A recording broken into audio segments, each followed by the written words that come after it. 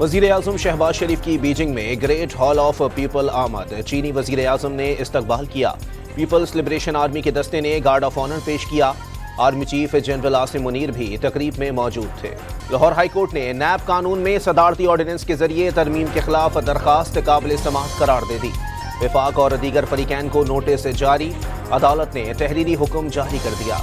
कौमी असम्बली का इजलास आज फिर होगा। 5 नकाती एजेंडा जारी। के इलेक्ट्रिक की तरफ से लोड शेडिंग से मुताल्लिक तवज्जो दिलाओ नोटिस ज़ेरे बहस आएगा। हैदराबाद सिलेंडर धमाके के एक और जख्मी ने दम तोड़ दिया। मरने वालों की मजमूई तादाद 25 तक पहुंच गई। अजमल की नमाज जनाजा परेडाबाद में अदा कर दी गई। कराची में नाजमाबाद अंडरपास में शहरी की फायरिंग से डाकू हलाक। फायरिंग की जद में आकर 2 शहरी भी जख्मी हो गए। मुल्जिमान मोटरसाइकिल सवार 2 अफराद से लूटमार कर रहे थे। ऊपर से किसी ने फायरिंग कर दी। T20 क्रिकेट वर्ल्ड कप में सबसे बड़ा अपसेट। अमेरिका ने सुपर ओवर में पाकिस्तान को शिकस्त दे दी। अमेरिका का दिया गया 18 रन का हदफ पाकिस्तानी बैट्समैन हासिल करने में नाकाम। कौमी क्रिकेट टीम की दूसरे मरहले में रसाई इंतहाई मुश्किल हो गई। लाहौर हाई कोर्ट ने ईद उल अजहा के मौके पर मार्केटों के औकात कार बढ़ा दिए। मार्केटें रात 12 बजे तक खुली रखने की इजाजत।